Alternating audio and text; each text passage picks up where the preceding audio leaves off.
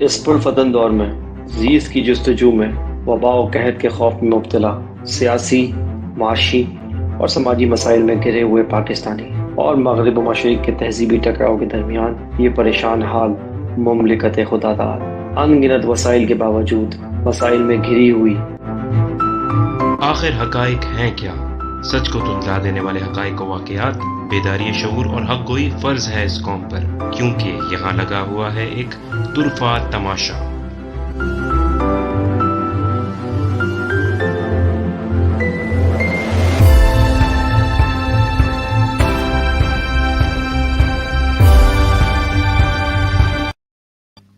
بسم اللہ الرحمن الرحیم، السلام علیکم، میرا نام ہے احمد جلیل، آپ دیکھ رہے ہیں طرفہ تماشا کی ایک اور ایپیسوڈ نمبر 23 ہے۔ آج 20 جون 2021 اور آج ہے سنڈے کا دن، اور ہم اپنی روایت کو قائم رکھتے ہوئے آج شو کر رہے ہیں۔ آج ٹائمنگ ہم نے تھوڑا سا چینج کیے کیونکہ کچھ مسئلے مسائل کچھ چل رہے تھے، جس کی وجہ سے ہمیں آج ٹائم چینج کرنا پڑا، لیکن کیونکہ آپ لوگ ہمارے انتظار میں ہوتے ہیں، جو ہمارے ویورز ہیں، جو ریگولر ویورز ہیں، تو ہم ان کے لیے آج آئے ہیں اور ضرور آج شو کریں گے۔ پروگرام میں آگے بڑھنے سے پہلے میں ویلکم کرنا چاہوں گا ہمارے دوست، ہمارے انالسٹ سید سلمان شاہ کو اپنے شو میں۔ السلام علیکم سلمان بہن، ویلکم ٹو شو۔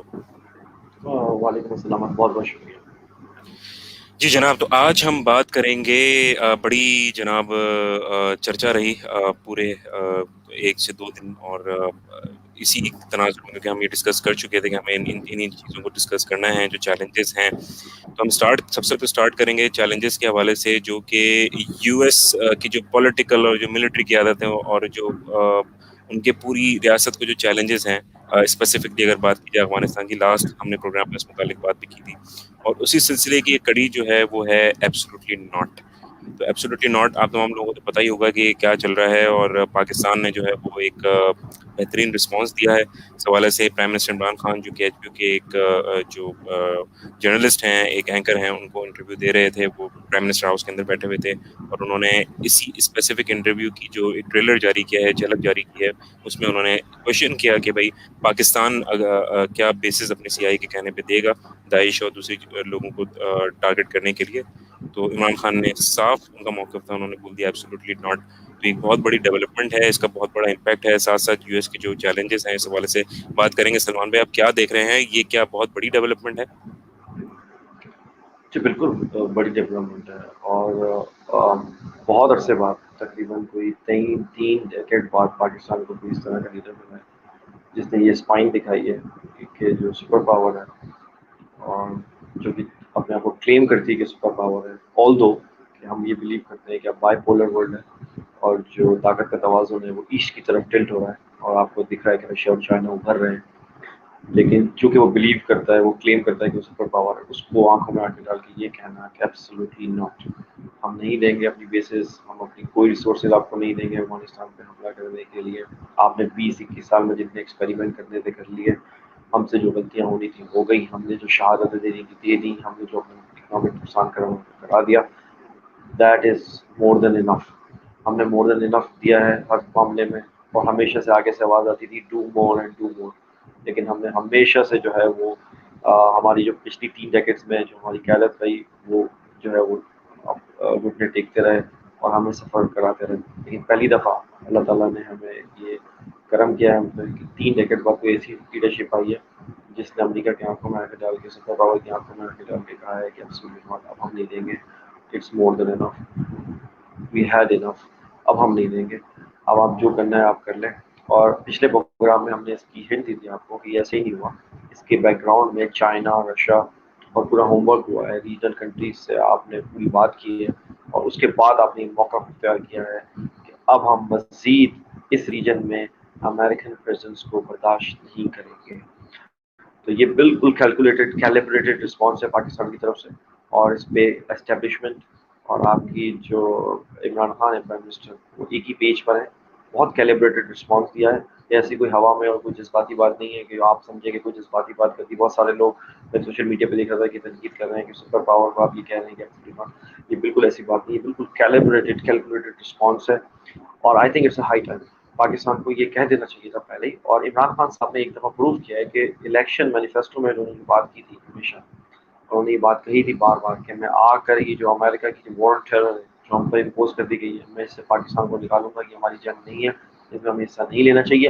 اور بیسیکلی یہ لاسٹ نیل ان دا کافن ہے اس معاملے میں کہ عمران خان صاحب نے کر کے دکھا دیا ہے اور امریکہ کو کہہ دیا ہے کہ اس نے بڑا ریپل افیکٹ کیا ہے. واشنگٹن میں اس کو بالکل بھی برداشت نہیں کیا جا رہا, وہاں پر ان میں بلبلی مچی ہوئی ہے کہ یہ کس طریقے سے ہو گیا.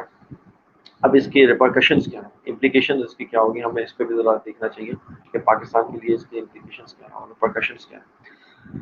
دیکھیں امریکہ کے پاس بہت سارے ٹولز ہیں جو آپ کو پریشرائز کرنے کے لیے وہ یوز کرے گا, چونکہ آپ نے منع کر دیا ہے, ان کو نہ سننے کی عادت ہے نہیں, ٹھیک ہے. لیکن اب آپ ان کو بھی یہ سمجھنا چاہیے کہ ان کو نہ سننے کی عادت ڈال لینی چاہیے, کیونکہ اب یونیپولر ورلڈ نہیں ہے جو ہے, وہ بائی پولر ورلڈ ہے, وہ ملٹی پولر ورلڈ کہہ لیں آپ.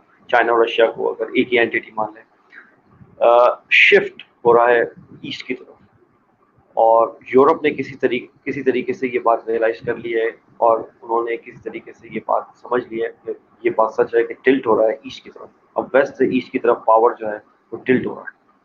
ایک بہت مشہور ایسے تھا برٹر رسل کا, ایک بڑا زبردست فلاسفر تھے برٹش, انہوں نے یہ بات لکھی تھی کہ دی اویکننگ آف دی ایسٹ کے نام سے انہوں نے کیسے لکھا تھا. انہوں نے کہا تھا کہ ایک ٹائم آئے گا, یہ شفٹ ہوتا رہتا ہے, یہ ویسٹ اور ایسٹ میں یہ آپس میں باریاں چلتی رہتی ہیں, کبھی ویسٹ پاور میں ہوتا ہے کبھی ایسٹ پاور میں ہوتا ہے. تو جب انہوں نے یہ بات کہی تھی, جب ویسٹ اپنے ایبسولوٹ پاور پہ تھا, انہوں نے اس وقت یہ بات کہی تھی کہ یہ پھر ٹائم آئے گا کہ ایسٹ دوبارہ سے ابھرے گا, یعنی مشرق میں دوبارہ سے پاور شفٹ ہوگی. اور آپ اور میں وہی وٹنس کر رہے ہیں جو برٹر رسل نے کہا تھا کہ ایسٹ ابھر رہا ہے. اور ایسٹ جب ابھرے گا, ہمیں ایک بات میک شیور کرنی چاہیے پاکستان کو کہ ایسٹ کے ابھرنے میں ہمارا بھی کوئی جو ہے وہ رول ہو, ہمارا بھی کوئی پارٹ ہو. تو جب ایسٹ اٹھے تو ہم بھی اٹھے اس کے ساتھ. یہ نہ ہو کہ ہم صرف یہی مکالمہ سنتے رہ جائیں کہ ایسٹ اٹھ رہا ہے اور ویسٹ اٹھ رہا ہے اور ہم پارٹیسپینٹ نہ ہوں. میرا کنسرن یہ ہونا چاہیے, ایک پاکستانی کا یہ کنسرن ہونا چاہیے کہ ایسٹ جب اٹھے تو ہم اس کا پارٹ, یعنی ہم جب ایسٹ جو ہے مشرق عروج پہ جائے تو ہم بھی اس عروج کو جو ہے وہ شیئر کریں, نہ کہ صرف ہم جو ہے وہ باتیں کریں کہ دیکھیں یہ اوپر چلا گیا اور یہ نیچے چلا گیا, اس کا عروج ہو گیا, اس کا زوال ہو گیا. ہمیں اس کا پارٹ بننا چاہیے. اور میرے خیال میں عمران خان صاحب صحیح ڈائریکشن میں, پچھلے پروگرام میں بھی بات کی کہ ہم اس جرنی کا پارٹ بننے جا رہے ہیں. اور اب ہمیں چونکہ ہم نے اپنی اپروچ جو ہے فینس پہ بیٹھنے والی ختم کی ہے, اور ہم نے ایک طرف جو ہے وہ باقاعدہ ہم گئے ہیں اور اس بلاک کی طرف جا رہے ہیں جو کہ رشیا جانے ہیں. تو امپلیکیشن اور ریپرکشن بڑی امپورٹنٹ ہے. پاکستان کو سمجھنا چاہیے کہ اب آپ پر اکنامک ٹیررزم کے نام پر جو ہے وہ چیزیں ہونے والی ہیں. دیکھیں ملیٹریلی وہ آپ کو تھریٹ کریں گے, وہ ہوگا. پاکستان نے کہا ہے کہ ڈرون بھی ہمارے اوپر سے نہیں جائیں گے, ہم گرائیں گے. یہ پاکستان کے لیے چیلنج ہوگا. ان کے پاس ہائی ٹیک ٹیکنالوجی ہے یونائٹیڈ اسٹیٹس کے پاس, وہ آپ کو چھیڑیں گے, چھیڑ چھاڑ ہوگی آپ کے ساتھ. اس طریقے کی ٹیکنالوجی یوز کرنے کی کوشش کریں گے جو آپ کے آفس سے باہر ہوگی, آپ کے بس سے باہر ہوگی. لیکن وہاں پر آپ کو اب چائنا اور رشیا کی مدد درکار ہوگی. ملٹریلی آپ کو چھیڑ چھاڑ کریں گے. افغانستان میں وہ اپنا بلیک واٹر اور داعش کا سیٹ اپ آلریڈی لگا چکے ہیں. آپ کو بہت کیئرفل رہنا ہے اپنی ویسٹرن بارڈر پہ, کیونکہ وہاں سے بھی کچھ فرنج ایلیمنٹس آئیں گے اندر. ایسٹرن بارڈر پہ ہم پچھلے پروگرام میں آپ بات کر چکے ہیں, انڈیا سیز فائر کا فائدہ اٹھاتے ہوئے بڑے پیمانے پہ تیاری کر رہا ہے کنونشنل وار کی. آپ کو وہاں سے بھی ہوشیار رہنا ہے. یہ ہے جیو پولیٹیکل اور ملٹری آپ تجزیہ دیں. جو امپورٹنٹ چیز ہے جس کو ہمیں اگنور نہیں کرنا چاہیے, اور میرے خیال سے وہ بہت امپورٹنٹ ہے, جو اکنامک ٹیررزم ہے. ایف اے ٹی ایف کا دوبارہ سے اجلاس ہونے والا ہے, وہ آپ کو پھر دوبارہ سے ریویو کرنے والے ہیں کہ آپ کو وہ دوبارہ سے جو ہے وہ وائٹ لسٹ میں ڈالیں یا گرے میں رہنے دیں. آپ نے شرائط تقریباً پوری کر دی ہے, ایک شرط رہ گئی ہے جو کہ پاکستان نے پوری نہیں کی ہے, وہ ایک شرط رہ گئی ہے, لیکن وہ پھر ریویو میں ڈالنے چاہ رہے ہیں. جو پاسبلٹی وہ یہ ہے کہ آپ کو وائٹ لسٹ میں ان کو ڈالنا چاہیے اصولاً, لیکن اگر انہوں نے میکسیمم کھینچا آپ کو تو آپ کو گرے لسٹ میں ہی وہ سسٹین کروا دیں گے. اس سے زیادہ وہ نہیں کر سکتے, بلیک لسٹ کی طرف وہ نہیں جا سکتے, یہ میں آپ کو بتا دوں.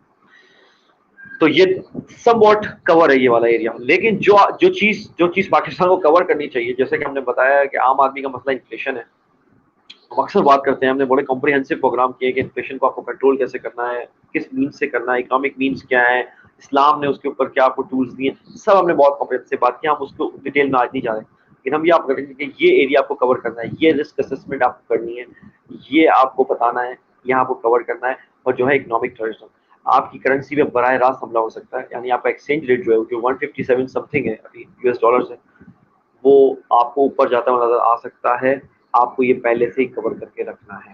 یہ ایک چیز ہے. آپ کو انفلیشنری پریشر آپ کے اوپر آ سکتا ہے, آپ پر سینکشنز لگ سکتی ہیں یورپی یونین کی طرف سے, جو کہ ظاہر سی بات ہے نیٹو ممالک یورپی یونین میں بھی ہے, امریکہ بھی اس کا حصہ ہے. آپ پہ سینکشنز لگ سکتی ہیں اور آپ کو کرپل کیا جا سکتا ہے معاشی طور پر. اس کے جو کانسیکوینسز ہوں گے وہ آپ بھگتنے کے لیے تیار ہو جائیں. تیسری بات یہ ہے جو میں آپ کو جو اکنامک ٹیررزم کے حوالے سے بہت امپورٹنٹ جو پاکستان کو کور کر کے رکھنا چاہیے وہ یہ ہے کہ آئی ایم ایف کی طرف سے آپ پہ پریشر آ سکتا ہے کہ ہم اپنا جو پروگرام ہے آپ کو اگلی ٹرنچ نہیں دے رہے, آپ اگلی قسط نہیں دیں گے ہم. اب پاکستان کو تقریباً 6 بلین سم تھنگ کا جو لون ہے, ہم نے پچھلے پروگرام, ہم دیکھیں ہم پچھلے پروگرام میں یہ بات کر رہے ہیں اور اب آپ اسی اسٹیج پہ آ گئے کہ اگر آپ نے ہم نے بجٹ کے پروگرام میں بھی بات کی تھی کہ آپ اپنے سب سے بڑا جو لینڈر ہے جو اپنے آپ کو جو آپ پہ پریشر ڈالتا ہے آپ اس کو نمٹائیں. آج ہم اس کو ہم تھوڑا تاکہ ڈیٹیل میں بھی بات پریشرائز کریں گے. نہیں کر سکے وہ آپ کو. جی پھر آپ ورلڈ بینک رہ جائے گا, ایشین ڈیولپمنٹ بینک ہو جائے گا, پیرس کلب رہ جائے گا, آپ ایک ایک کر کے نمٹاتے جائیں اس کو. اور کیسا طریقہ میں آپ کو بتاتا ہوں, ٹھیک ہے نا. اور یہ میں آپ کو وہ ریسرچ اور لرنڈ بات بتا رہا ہوں جو کہ میں نے بہت سارے اسکالر سے اور اکانومسٹ سے سیکھے اور خود اس پہ بہت ریسرچ کی. دیکھیں آپ کو اب آئی ایم ایف سے ٹف نیگوسیشن کرنی ہے. آئی ایم ایف نے آپ کا پچھلا جو بجٹ ہے وہ ریجیکٹ کر دیا کیونکہ میں نے آپ کو کہا تھا کہ عوام دوست بجٹ ہے, ان کو کسی صورت برداشت نہیں ہوگا.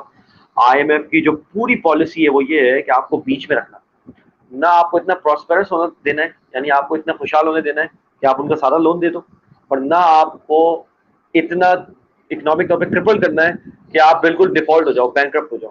آپ کو بیچ کی سٹیج میں رکھنا ہے تاکہ آپ ہمیشہ ایک سلیوری والی کنڈیشن میں رہو. یہ بات ہمارے ویورز کو سمجھ لینی چاہیے کہ آئی ایم ایف چاہتا کیا ہے, یہ اس کے گولز ہوتے ہیں.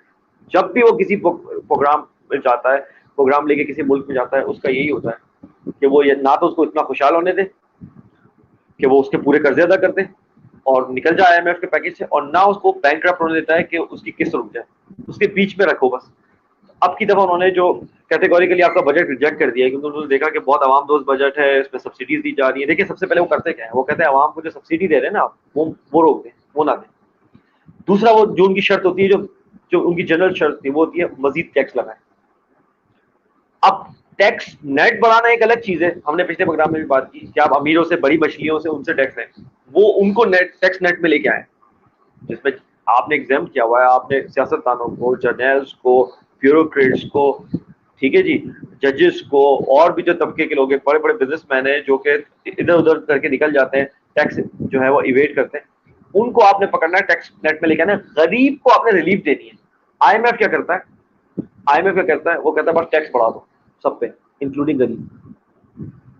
اور ظاہر سی بات ہے پھر تو آپ آلریڈی انفلیشن ہے, آپ کے پاس انکم اتنا کم ہے, آپ کے جو پر کیپٹا انکم ہے وہ اتنا کم ہے, غربت کی لکیر سے نیچے آپ کی جو آبادی ہے وہ بہت زیادہ ہے comparative to the other regional countries. آپ کیا کریں گے؟ تو یہ ان کی جو موٹی موٹی شرطیں ہوتی ہیں میں آپ کو بتا رہا ہوں, جہاں پہ آپ کو یہ لا کے جب پھنساتے ہیں, آپ کو ونس فار آل آپ ایک کمپریہنسو, عمران گورنمنٹ کو کمپریہنسو اسٹریٹجی بنانی ہوگی کہ وے آؤٹ کیا ہے. اب ہم ان جو لینڈرز ہیں جو کہ ہمیں ڈکٹیٹ کرتے ہیں, ہماری جو پالیسی ہے, ہماری جو فارن پالیسی ہے, ہماری جو پولیٹیکل پالیسی ہے, یہ ڈکٹیٹ کرتے ہیں کیسے, ہمیں قرضوں میں پھنسا کے اس کے بعد ڈکٹیٹ کرتے ہیں کہ آپ یہ کرو ورنہ ہم یہ روک دیں گے, یہ کرو ورنہ یہ روک دیں گے. اس سے نکلنے کا طریقہ آپ کو یہ ہے کہ آپ کو ایک ایک کر کے نپٹانا ہوگا, اور آپ نپٹائیں گے کیسے. سب سے پہلے آپ ٹف نیگوسیشن میں جائیں آئی ایم ایف سے, اور سب سے بڑا آپ پہ پریشر گروپ آئی ایم ایف ہے. اوکے آپ آئی ایم ایف سے جائیں اور آئی ایم ایف سے بولے جی ٹھیک ہے ہم نے آپ سے قرضہ لیا تھا.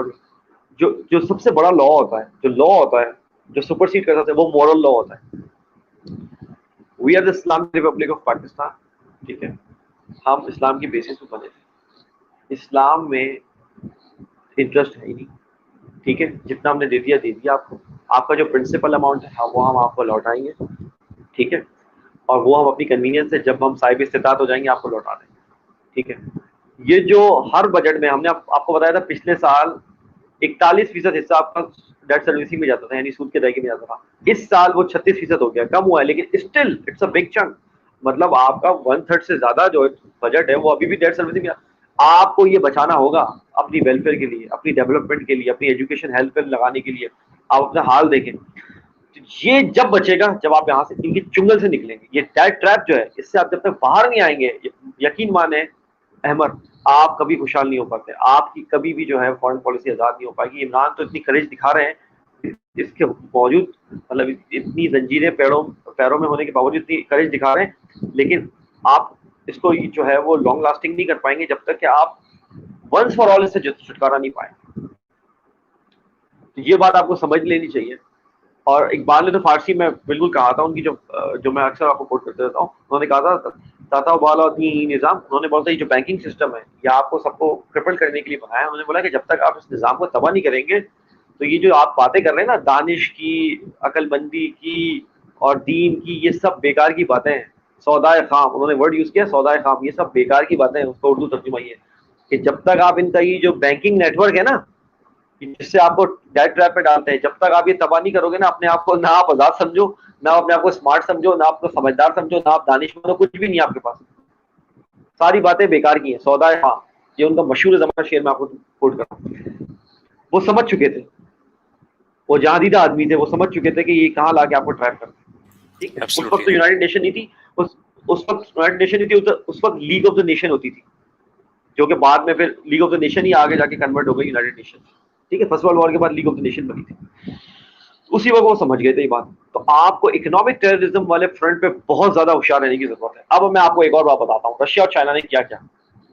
رشیا اور چائنا نے پچھلے 5-10 سال میں جو کیا ہے وہ بہت سگنیفیکنٹ کام کیا ہے. انہوں نے کیا کیا ہے، انہوں نے جو ڈی ڈالرائزیشن کی پالیسی اپنائی، یعنی وہ اپنے آپ کو انہوں نے آہستہ آہستہ آہستہ ڈالر کی جو ہیجمنی ہے، یعنی جو ڈالر کی اجارہ داری ہے وہ اکنامک سسٹم پہ اور فورن ٹریڈ پہ، اس سے اپنے آپ کو انہوں نے آہستہ آہستہ پیچھے نکالا.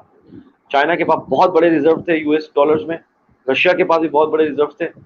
انہوں نے اسمارٹ اسٹریٹجی کیا کی، رشیا اور چائنا نے آہستہ آہستہ اپنے جو US کے جو ریزروز تھے وہ ڈپلیٹ کرتے گئے اور اس کو کنورٹ کرتے گئے گولڈ میں. انٹرنیشنل مارکیٹ سے گولڈ خریدتے گئے، یعنی ریئل ویلتھ.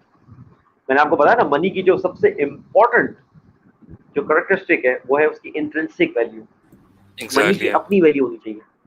جو قرآن میں آپ کو گولڈ اور سلور کوائن کے بارے میں کہا گیا ہے کہ یہ منی، تو آپ کو کیوں اشارہ کیا گیا ہے؟ کیونکہ گولڈ اور سلور کوائن کی اپنی انٹرنسک ویلیو ہوتی ہے خود کی. اگر آپ اس کو زیور بنا کے بیچو گے تب بھی اس کی ورتھ ہے، آپ اس کو کوائن بنا کے بیچو گے تب بھی اس کی ورتھ ہے، آپ پگھلا کے کسی اور شیپ میں بیچو گے تو بھی اس کی اپنی ورتھ ہے. جبکہ آپ کا یہ جو کاغذ کا نوٹ ہے، فیاٹ منی جسے کہتے ہیں، فیاٹ منی کو آپ اس کی اپنی تو کوئی ویلیو نہیں ہے. اس کے اوپر جو چھپا ہوا ہے وہ تو گورنمنٹ کی بدماشی سے چل رہا ہے نا، مطلب اس کی گورنمنٹ کی گارنٹی سے چل رہا ہے. اور جب آپ دنیا کی بات کریں تو US گورنمنٹ کی بدماشی سے چل رہا ہے. جو US ہیجمنی کی ہم بات کر رہے ہیں تو اس کو جو چیلنج صحیح معنوں میں جو کر رہے ہیں وہ رشیا چائنا کر رہے ہیں. اور کیسے کر رہے ہیں؟ صرف ملٹری طور پر نہیں کر رہے ہیں. وہ کیسے کر رہے ہیں؟ انہوں نے آہستہ آہستہ اپنے جو US ریزروز تھے، کیونکہ international reserve currency US dollar ہے، اس کو آہستہ آہستہ ڈپلیٹ کرتے کرتے گولڈ میں کنورٹ کرتے گئے. اب پاکستان کو بھی اب اسٹریٹجی اپنانی کی ضرورت ہے، کیونکہ پاکستان کو آپ بالکل ہیڈ آن جا رہے ہیں چیلنج کرنے یونائٹڈ اسٹیٹس کو، اس کی ہیجمنی کو اس ریجن میں. آپ کو بھی یہ پالیسی کرنی چاہیے. اور ریجنل ممالک سے، ہم نے پہلے بھی پروگرام میں بات کی تھی، ریجنل ممالک سے آپ جو ہے وہ ان کی لوکل کرنسی میں ٹریڈ کرنا شروع کر دیں. یعنی جو ایرانی ریال ہے، آپ ایرانی ریال، اگر آپ کو ایرانی چیز خریدنی ہے تو آپ ان کو ایرانی ریال دیں، ان کو کوئی پاکستانی چیز خریدنی ہے تو وہ پاکستانی روپی دیں آپ کو، اور آپ کریں. چائنا سے آپ یوان میں کریں، رشیا سے آپ روبیل میں کریں. تو آپ پر جو یہ بات US آپ ڈالر نے کا جو انٹرنیشنل، پہلے بھی پروگرامز کے اندر آپ اس جی بارے میں ڈسکس کر چکے ہیں کہ اسی طرح ریجنل جو آپ کی جتنی بھی بزنس جو ٹریڈ ہو رہی ہے وہ سب جو ہے وہ اسی کرنسی کے اندر ہونا چاہیے. بالکل صحیح کہا آپ نے. جی اس سے کیا ہوگا، آپ کی جو ڈالر کی ڈیمانڈ ہے وہ کم ہوتی چلی جائے گی. ٹھیک ہے، اور آپ یورپی یونین کو بولے کہ ہم آپ سے یورو میں کرتے ہیں تو آپ پہ ڈالر کی ڈیمانڈ آہستہ آہستہ کم ہوتی جائے گی. مشکل کام ہے، میں یہ نہیں کہہ رہا کہ یہ بہت آسان کام ہے، لیکن آپ کو اس ڈائریکشن میں جانا پڑے گا، کیونکہ چائنا اور رشیا یہ ایکسپیریمنٹ آلریڈی کر چکے ہیں. اور آپ ہم اپنے ویورز کو بولیں گے آج آپ کا یہ ہوم ورک ہے، آپ جائیں اور گوگل پہ جا کے ڈی ڈالرائزیشن لکھیں اور پڑھیے اس کے بارے میں کہ ڈی ڈالرائزیشن کیا چیز ہے. ڈی ڈالرائزیشن کی پالیسی کس طریقے سے چائنا اور رشیا نے اپنائی، اور اکنامک طور پر امریکہ کو کس طریقے سے انہوں نے نقصان پہنچایا اور پہنچا رہے ہیں. اور وہ اپنی ویلتھ یا امریکن جو ڈالر ہے اس کو آہستہ آہستہ کنورٹ کر رہے ہیں وہ گولڈ میں، بولین میں اور میٹلز میں جو کہ پریشیس ہے، جن کی اپنی انٹرنسک ویلیو ہے. تو یہ کرنے کی ضرورت ہے پاکستان کو. پاکستان یہ خوش نہ ہو کہ ہمارے جو ہے وہ ریزرو اتنے ڈالر کے ہو گئے، اتنے بلین ڈالر کے ہو گئے. اس میں خوشی ہونے کی ضرورت نہیں ہے آپ کو. خدا نہ خواستہ کل کو US ڈالر جو ہے وہ ڈوب جاتا ہے، یعنی آپ US ڈالر کو تو ڈوبنا انیویٹیبل ہے، کیونکہ وہ فیاٹ منی ہے. وہ کب تک آپ پیسے چھاپتے رہیں گے، اس کے پیچھے گولڈ نہیں ہوگا، کب تک آپ یہ کرتے رہیں گے؟ ایک دن تو یہ اسکیم کھلنا ہے. جس دن یہ اسکیم کھلے گا تو جس دن یہ اسکیم کھلے گا اس دن آپ کے پاس جو ہے 20+ بلین ڈالر رکھے ہوئے وہ تو ردی بن جائیں گے. وہ تو ردی بن جائیں گے، ٹھیک ہے نا، وہ تو ردی بن جائیں گے، ان کی تو کوئی ورث نہیں ہوگی. کیونکہ جب جب یہ بات طے ہو جائے گی کہ اس کی کوئی ویلیو نہیں، تو فیاٹ منی اس کے پیچھے گولڈ، تو آپ ابھی بھی اسمارٹ اسٹریٹجی لینی چاہیے. آپ ابھی سے اس کو ڈپلیٹ کرتے کرتے گولڈ میں کنورٹ کرنا چاہیے. اور اس میں ظاہر سی بات ہے چائنا اور رشیا کی جو ایکسپیرینس ہے اس سے آپ کو سیکھنے کی ضرورت ہے. آپ کا جو ہے فائنانس منسٹر جائے باقاعدہ پورے اپنا وقت لے کے، جو اپنے ایکسپرٹ لوگ ہیں وہاں جائیں، ان سے پتا کریں کہ آپ نے کس طریقے سے کیا ہے. آپ نے ایک ایکسپیریمنٹ کر لیا ڈالرائزیشن کا، ہم کیسے کریں، لوکل کرنسی میں ہم ٹریڈ کیسے کریں گے اور کس طریقے سے سواپ کریں گے، یہ ان کو کرنا پڑے گا. تو یہ جب تک آپ اپنے اکنامک ٹیررزم والے فرنٹ پہ امریکہ کو جو ہے وہ نہیں روکیں گے اور پہلے سے اینٹیسپیٹ نہیں کریں گے، دیکھیں یہ از کمنگ. آپ کے ڈالر پہ ایکسچینج ریٹ پہ حملہ ہوگا. انہوں نے ٹرکی کی جو ہے لیرا پہ بھی حملہ کیا تھا ایک دفعہ، جب لیرا پہ ٹرکی نے ان اٹیک کو کیا. آنکھیں دکھائی تھی. اب کے بھی آپ پہلے سے، جی آپ پہلے سے تیار رہیں، ورنہ اتنی وہ وولٹیلیٹی بنا دیں گے ایکسچینج ریٹ میں کہ آپ پہ ایک دم انفلیشنری پریشر آئے گا، آپ پہ ایک دم ایکسچینج ریٹ پر پریشر آئے گا اور آپ ایک دم جو ہے وہ بالکل گھبرا جائیں گے. تو آپ پہلے سے تیار ہیں، کیونکہ اب آپ نے پنگا تو لے لیا ہے. سادی زبان میں بات کر رہا ہوں، اب آپ نے پنگا تو لے لیا ہے، تو اب آپ ریڈی رہیں. سامنے سے جو ہے وہ آپ کو روزز نہیں آئیں گے آپ کو جو ہے وہ پھول نہیں پھینکے جائیں گے سامنے سے. آپ ریڈی ہو جائیں. اور واشنگٹن میں نے آپ کو بولا یہ بالکل بھی جو یو ایس ہیجمنی کو چیلنج کیا گیا ہے اس ریجن میں انکلوڈنگ پاکستان کی طرف سے، اس کو بالکل بھی واشنگٹن میں جو ہے وہ حلقوں میں جو ہے ان جی کے تھنک ٹینک ہے وہ بالکل جو ہے وہ اس کو بول رہے ہیں اور اس پہ جو ریڈ مارک لگا رہے ہیں اور وہ کہہ رہے ہیں کہ یہ کیسے ہو گیا کہ ایک کنٹری جو ہمارے جو ہے وہ پچھلے 3 ڈیکیڈ سے یس سر والی پالیسی کرتے ہوئے اچانک ایبسولوٹلی ناٹ تک کیسے پہنچ گئے. تو یہ ایک پاکستان میں اب جو ہے وہ یہ اب آ جانا چاہیے شعور کہ اب آپ کو اینٹیسپیٹ کر کے پہلے سے ریڈی رہنا ہے، نہ کہ آپ کو کوئی سرپرائز دے سامنے والا. آپ سرپرائز دیں، آپ سرپرائز لینے پرو کے موڈ ایکٹیو میں نہیں ہے اپروچ ابھی. کے آپ ساتھ. بالکل ہم ہمیشہ سے کہتے ہیں کہ ایک چیز اگر ہم اس پورے پروگرام سے اگر بتا پائیں تو تماشا کے پلیٹ فارم سے جو کہ گورنمنٹ کے لیول پہ ہے وہ یہ کہ آپ پرو ایکٹیو رہیں. خدا کا واسطہ اب ہم مزید یہ قوم سرپرائز کی جو ہے متحمل نہیں ہو سکتی.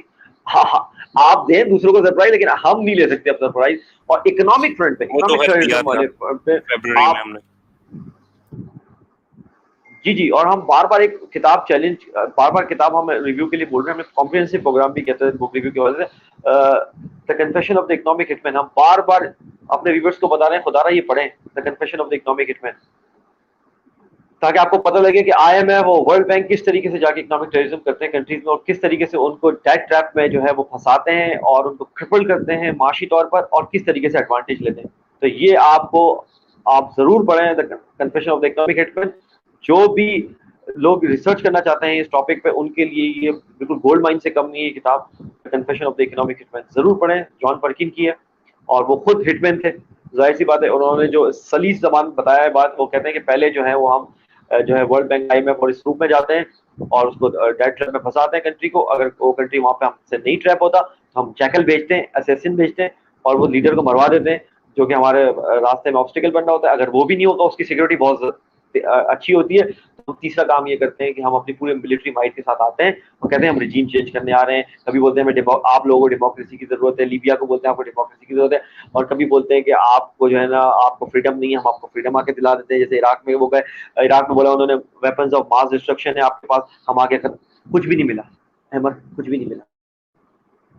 فیکٹ لائے تھا، بگ فیکٹ ایسے لائے، ہی بالکل ایسے. ثابت ہو گیا، ثابت ہو گیا.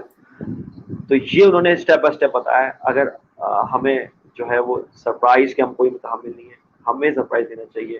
اور اب ہم آہستہ آہستہ جو ہے وہ انفولڈ کر رہے ہیں، لیکن ہمیں کوآرڈینیٹ کر کے چائنا رشیا سے کر کے اکنامک ٹیررزم والے فرنٹ پہ بھی پہلے ہی اینٹیسپیٹ کر کے یہ سب چیزیں کرنی چاہیے جو ہم نے آپ کو بتائی ہیں. آنے والے پروگرام میں آپ مزید چیزیں بتائیں گے. اور آئی ایم ایف کے ساتھ اب آپ ٹف نیگوسیشن میں چلے جائیں اور کہیں کہ جو ابو لا ہوتا ہے، جو سپرسیڈ کرتا ہے لا، وہ ہوتا ہے مورل لا. مورل لا کے مطابق جو ہے یہ کسی طریقے سے پاسبل نہیں ہے کہ جو آپ رپ آف کر رہے ہیں، یہ جو آپ کریم کھا جاتے ہیں ہمارے بجٹ کی، 1/3 آف دا بجٹ ہمارا کھا جاتے ہیں، یہ اب ہم روکیں گے. آپ کا پرنسپل اماؤنٹ ہم پہ ڈیو ہے، وہ ہم اپنی استطاعت کے مطابق جو ہے وہ اپنی کنوینئنس کے مطابق آپ کو دے دیں گے. مزید ہم آپ سے کوئی پروگرام نہیں لے رہے. یہ ایک طریقہ ہے. دوسرا طریقہ یہ ہے کہ آپ اپنے کسی فرینڈلی ملک سے پورا کا پورا اماؤنٹ لے کے ان کے منہ پہ ماریں اور بولیں بچ سکا، اور وہ بچائیں. اور آہستہ آہستہ کر کے میں آپ کو بالکل صحیح بات بتا رہا ہوں، ہم نے بہت ڈپلومیٹک لینگویج یوز کر لی اور کوئی فائدہ نہیں ہے. یہ اسٹریٹ معاملہ ہے. آپ اگر اس کو نہیں چیلنج کریں گے، دس از ایلیفینٹ ان دا روم، اگر آپ اس کو چیلنج نہیں کریں گے یقین مانے کوئی فائدہ نہیں ہے. آپ کا بجٹ کا آپ بول رہے ہیں ڈیفینس بجٹ، میں نے آپ کو بتایا 16% ہے، یہ 36% ہے. وہ گاڈ سے 20% زیادہ ہے ڈیفینس بجٹ سے. ڈیفینس بجٹ 16 ہے، یہ تو 36% ہے. اس پہ آپ نے کبھی کسی لپٹارٹ کو, کسی یہ آپ کے سو کالڈ سیکولر اسکالرز اور دانشوروں کو, پاکستان کے جو امریکی نواز ہیں, کبھی آپ نے بات کرتے سنا ہے آئی ایم ایف کے بات پہ؟ کیوں کریں گے وہ؟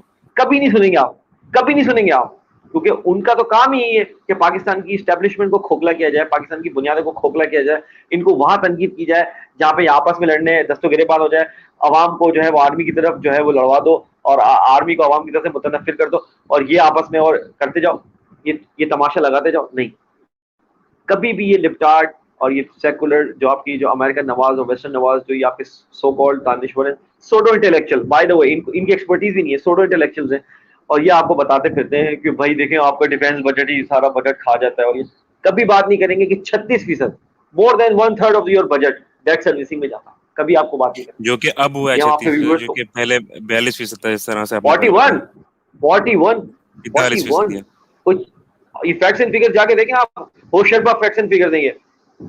لیکن کبھی آپ نے سنا مینسٹریم میڈیا پہ کہ کسی نے آپ کو بتایا ہو کہ بھائی اصل تو چنگ کہاں چلا جاتا ہے؟ تو جب تک آپ ان کو فارغ نہیں کریں گے, یہ جو آپ کی جو ہے فورن پالیسی ڈکٹیٹ کرتے ہیں, آپ کی پولیٹیکل پالیسی ڈکٹیٹ کرتے ہیں مقروض کر کے آپ کو, تب تک آپ جو ہے کچھ نہیں کر پائیں گے. جیسے میں نے اقبال کا شعر بھی آپ کو کوٹ کیا, باقی سب باتیں سودائے خام, بیکار کی باتیں, اگر آپ اس کو چیلنج نہیں کر سکتے. جی ہم بالکل سلمان بھائی، آپ نے بالکل صحیح کہا کہ اس بارے میں جو ہے وہ کرنا پڑے گا، اپنی ڈپینڈنسیز کو ختم کریں، اور کیونکہ بجٹ کے اوپر براہ راست اس کا امپیکٹ ہوتا ہے، اور اس بجٹ کا جو ہے وہ عام آدمی کے اوپر براہ راست امپیکٹ ہوتا ہے. انفلیشن آلریڈی ہے، تو اگر ان چیزوں سے اگر ہم چھٹکارا حاصل کر لیں گے تو ہوپ فلی ہمارے پاس ویلفیئر کے لیے، ہیومن ڈیولپمنٹ کے اوپر خرچہ کرنے کے لیے پیسے ہوں گے، جس کی وجہ سے جو ہے وہ ملک ترقی کرے گا، لوگ خوش ہوں گے، خوشحال ہوں گے، اور پاکستان ایک ویلفیئر اسٹیٹ بننے کی طرف گامزن ضرور ہوگا. تو جناب پروگرام کے نیکسٹ حصے میں آگے بڑھتے ہیں، اور نیکسٹ حصے میں ہم آگے بڑھنے سے پہلے آپ کو یہ چیز دکھانا چاہتے ہیں، پلیز یہ دیکھیں.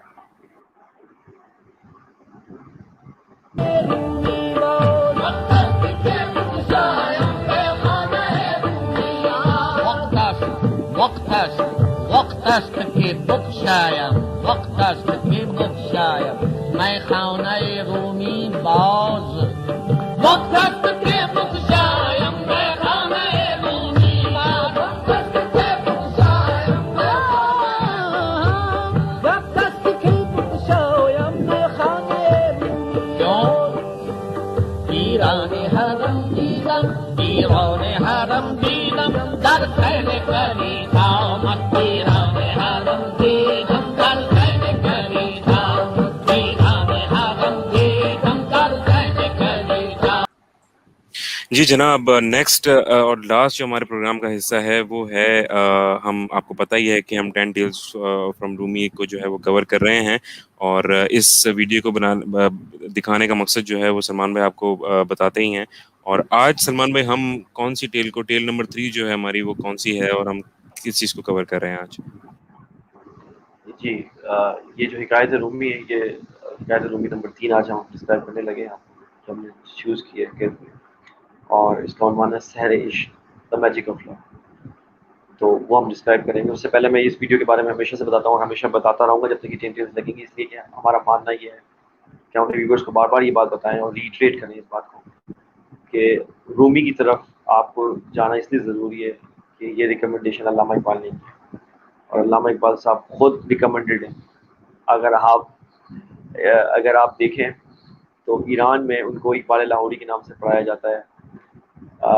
اردوگان، پریزیڈنٹ اردوگان آپ کو اکثر اقبال کو کوٹ کرتے ہوئے ملیں گے. ہندوستان، پاکستان، بنگلہ دیش، آپ جہاں جائیں جہاں پہ اردو فارسی پڑھی جاتی ہے، سمجھی جاتی ہے، افغانستان خاص طور پہ آپ بھول جاتے ہیں اگر افغانستان کا ذکر کرنا، سب جانتے ہیں اقبال لاہوری کے نام سے ان کو.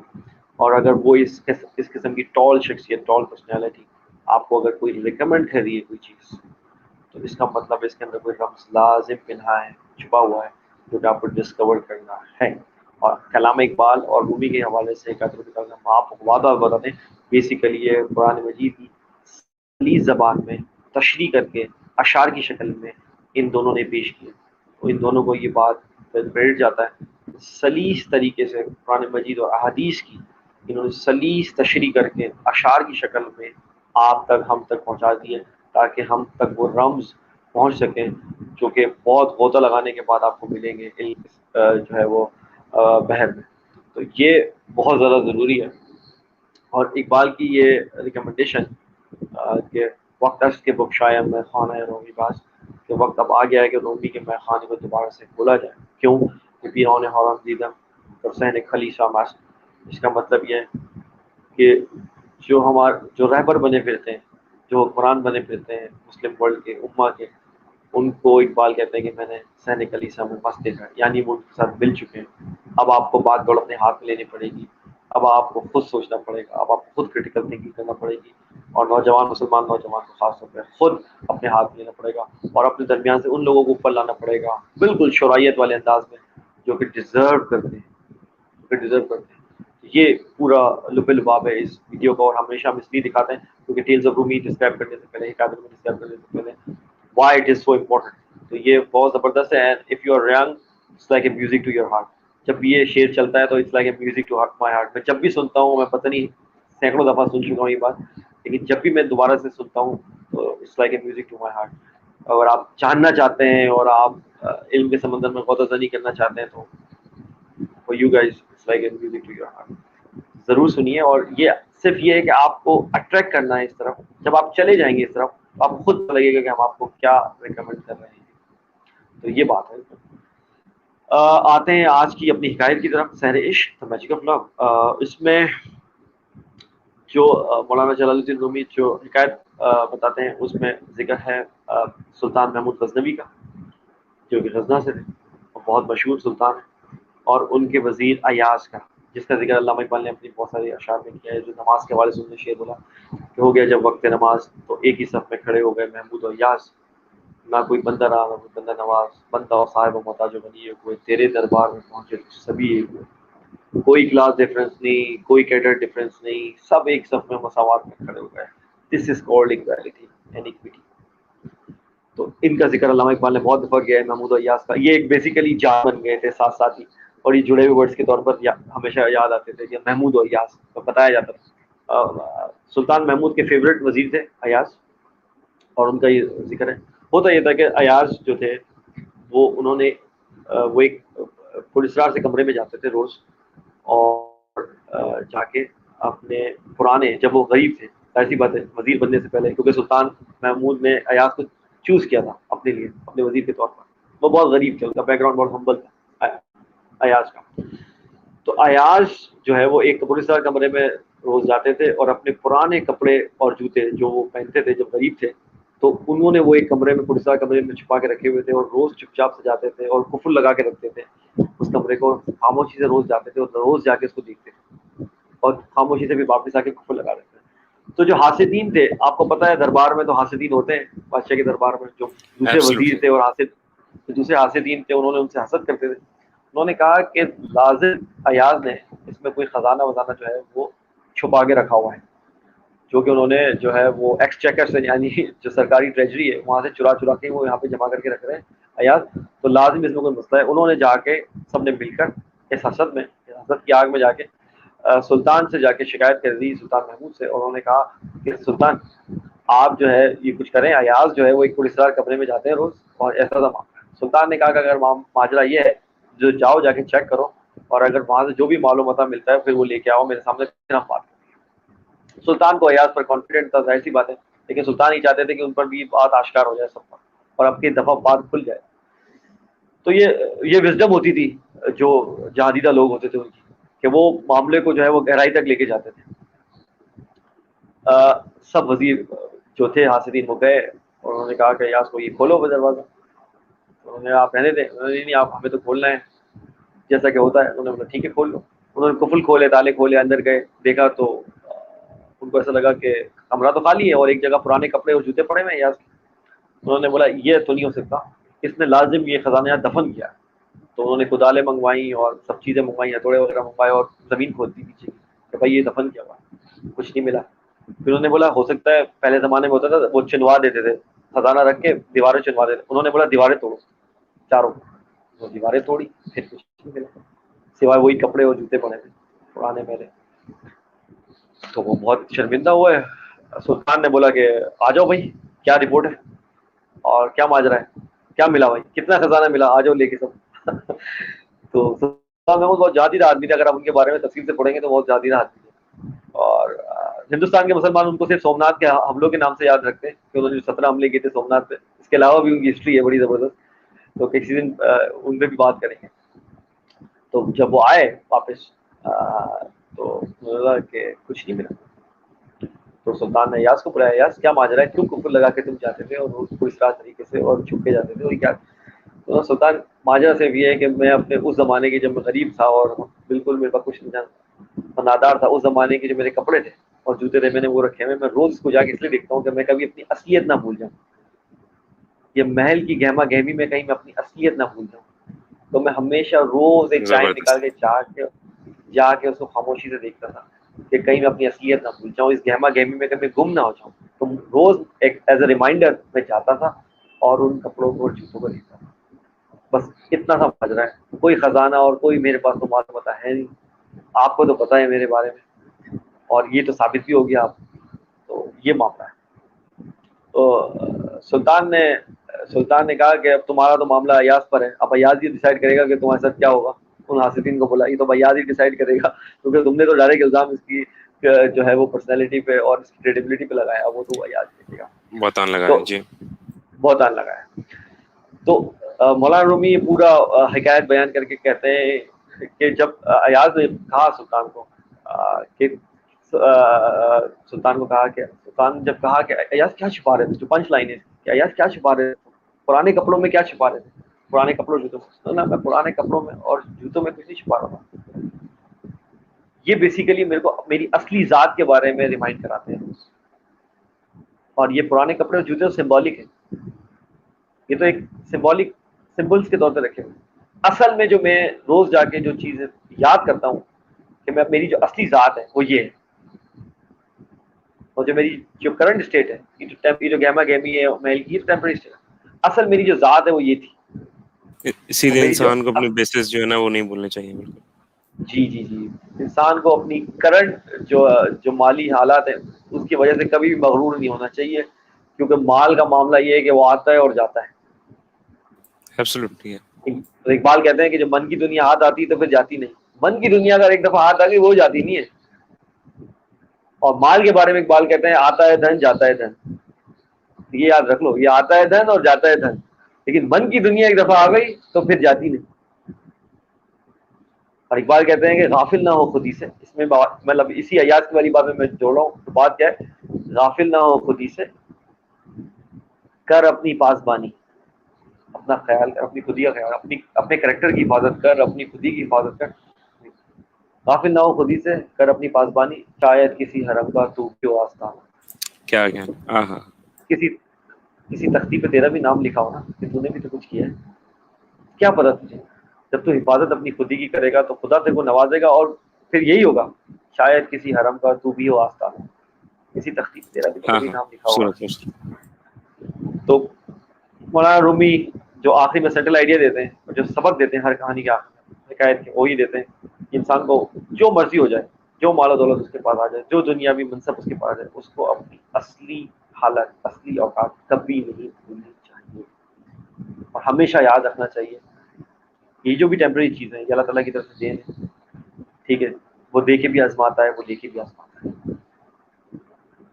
جب دے تو شکر کرنا ہے, جب لے تو صبر کرنا ہے, سیدھی سی بات ہے. بس ہمیشہ اپنی اصلیت اور اوقات یاد رکھنی چاہیے. اپنی جو پریزنٹ کنڈیشن ہے اس سے کبھی بھی اپنے آپ کو ایروگنس میں مت لے کے جائے, مغروریت نہ اپنائے, کیونکہ جو غرور ہے وہ اللہ تعالیٰ کو بس شوبہ دیتا ہے, وہ اللہ تعالیٰ کی چادر ہے, بالکل ٹھیک ہے آپ نے. کسی کو نہیں, اس کو پسند ہی نہیں ہے کوئی اور مغرور بنے, یعنی اپنے آپ کو کسی اور پہ سپیریئر ظاہر کرے, کیونکہ سب اسی کی مخلوق ہے. تو آپ کو اپنی کرنٹ مالی حالات اور خوشحالی کہیں ایروگنس کی طرف نہ لے جائے. مولانا رومی بولتے ہیں اصلیت کو آپ یاد رکھیں, اپنے آپ کو ریمائنڈ کراتے رہیں کہ آپ اصل میں کیا ہے, اور اصل آپ کی ورث جو ہے وہ یہ ہے کہ آپ اللہ اور اس کے رسول کے احکامات پہ کتنا عمل کر کے ان سے معرفت اور عشق میں کتنے قریب ہیں. یہ آپ کی اصلی ورث ہے, جو کہ آپ کو ججمنٹ ڈے والے دن بتا دی جائے گی, آپ کے ہاتھ میں رکھ دی جائے گی کہ دس از یور ورتھ. اور اسی حساب سے آپ کو جنت میں بھی ڈالا جائے گا, اسی حساب سے آپ کو جو انعام و اکرام ہوں گے اسی حساب سے ہوں گے جو آپ کی فرض ہوگی. اس اور وقت وہاں پتہ مال لگے و گا آپ کی دولت فرض, کچھ کام نہیں آئے گا. آپ کو پتہ ہی کچھ کام نہیں آئے گا. یہ کرپٹو کرنسیز, یہ بٹ بالکل. کوائنس, یہ کوئی کام نہیں ہے. یہ تو ویسے بھی آؤٹ آف تھن آ رہے ہیں, یہ تو ویسے بھی ڈیجیٹل کرنسی. یہ جو لوگ سمجھ رہے ہیں نا کہ وی آر دا اسمارٹسٹ گائے ان دا روم, یہ ورڈ. تو یہ ورک وہ ہوگی جو آپ نے اپنا کریکٹر بنایا, اللہ اور اس کے رسول کے احکامات کی پابندی کی ہے, اللہ کے معرفت میں اور اللہ کے رسول کے عشق میں آپ کہاں تک گئے ہیں. بالکل. اور کنکلوڈ ہم اس پہ بات کریں گے یہ سب چیزیں آپ کو کہاں سے پتہ لگیں گی. آپ ام الکتاب سے پتہ لگیں گی, اپنا رشتہ جوڑیے ام الکتاب سے اور آپ کو ساری چیزیں آشکار ہو جائیں گی, چاہے وہ دینی ہو چاہے دنیاوی ہو. کہ جب قرآن یہ کہتا ہے کہ ہم نے تمام چیزیں تو بیان کر دی گئی ہیں, تو قرآن نے یہ ڈسکلیمر نہیں دیا کہ میں نے دینی چیزیں بیان کر دی ہیں, دنیاوی چیزیں بیان کر دی ہیں, تمام چیزیں بیان تمام کر دی چیزیں. گئی ہیں. اس پہ ذرا غور کریں کہ کریٹر اگر آپ کو کہہ رہے ہیں کہ ہم نے تمام چیزیں اس کتاب میں بیان کرتی ہیں, تو اب آپ کو ادھر ادھر جانی ہی نہیں چاہیے. پہلے تو آپ سارا فوکس اس پہ رکھیں اور اس کے سپلیمنٹ میں باقی ساری چیزیں پڑھیں جو بھی آپ کو پڑھنا ہے. پھر آپ دیکھیں کہ آپ کی ڈائریکشن اور آپ کا ویژن کتنا کلیئر ہو جائے گا. آپ دیکھیں گے آپ کو ویژن جب آپ کی نگاہ پاک ہو جائے گی, جب کلیئر ہو جائے گا ویژن, پھر آپ پہ وہ چیزیں بھی کھلیں گی جو عام لوگوں پہ نہیں کھلتی. اقبال کہتے ہیں کہ دیکھا ہے جو میں نے وہ اوروں کو بھی دکھلا دیں. یہی دعا ہے نا اقبال کی کہ دیکھا ہے جو میں نے وہ اوروں کو بھی دکھلا دیں.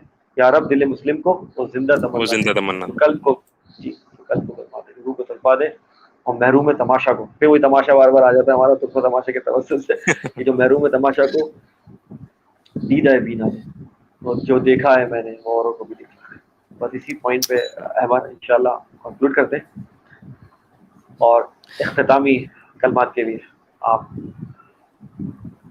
بہت شکریہ سلمان بھائی, آپ نے بہت اچھا اس کو ریپ اپ کیا. اور یہ ٹیل نمبر 3 تھی, جیسا کہ میں جو بھی لوگ ابھی دیکھ رہے ہیں, اور ہم ابھی اسی سلسلے کی جو ہے وہ اگلی جو 7 ٹیلز باقی بچی ہیں 10 میں سے, تو وہ بھی ہم انشاءاللہ کور کریں گے.